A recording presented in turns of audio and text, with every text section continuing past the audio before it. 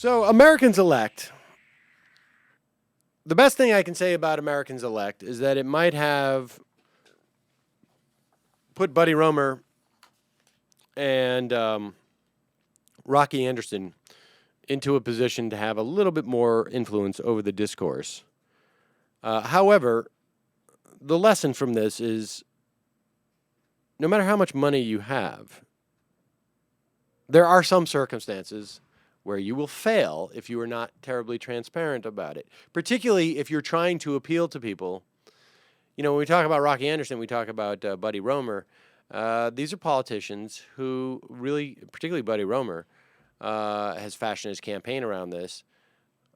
There's a lot of other aspects of his platform I don't particularly care for, but they are very sensitive to the implications of money in politics.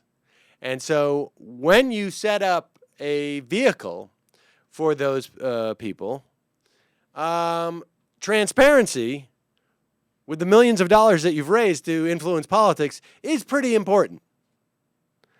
And then it's also unfortunate for you if the people who are trumpeting what you're doing are all establishment elites who, at one time or another, are basically saying, we need a billionaire to run the country.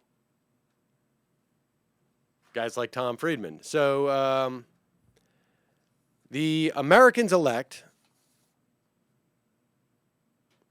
which was trumpeted, like I say, by Tom Friedman and others, basically just not happening. You need to be a declared candidate, and you need to have a requirement of earning 10,000 supporters across at least 10 states. And you need at least 1,000 signatories from each of those states. Nobody has reached that threshold. Buddy Roemer was the closest at 5,800. He has less than 600 signatories from California.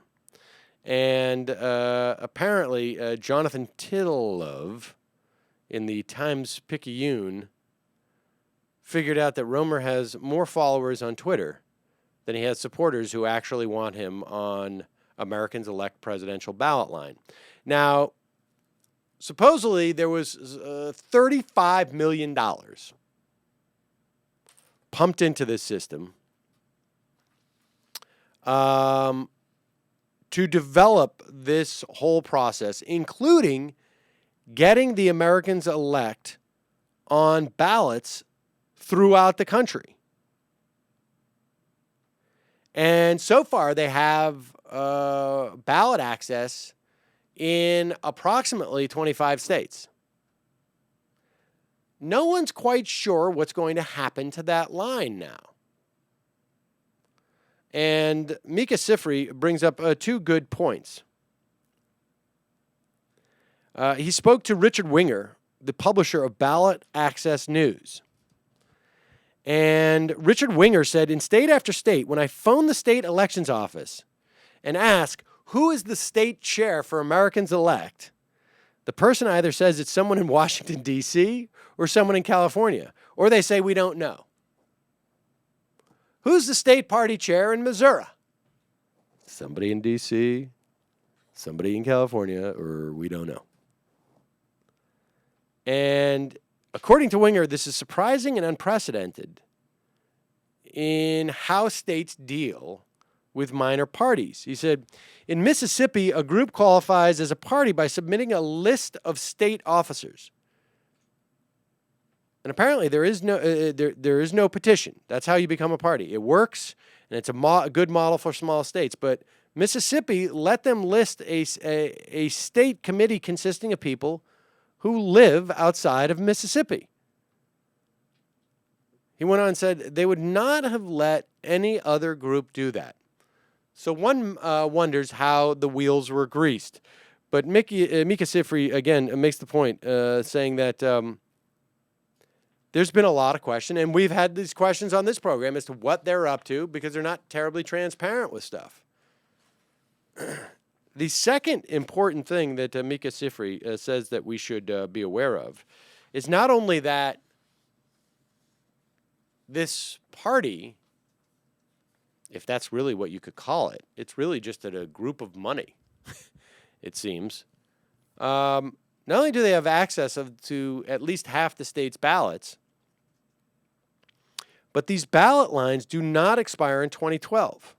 Many of them will be available in 2014 in the down election. Peter Ackerman, AE's founding father and key funder, has hinted that he might be interested in recruiting a wave of Americans elect congressional candidates. So what we have here is a party that billed itself as a centrist party, as if we don't have centrist parties in this country. I can think of one of them, the Democratic Party. And ones who are sort of not swayed by the policy rancor and simply want to get in there and cut Social Security.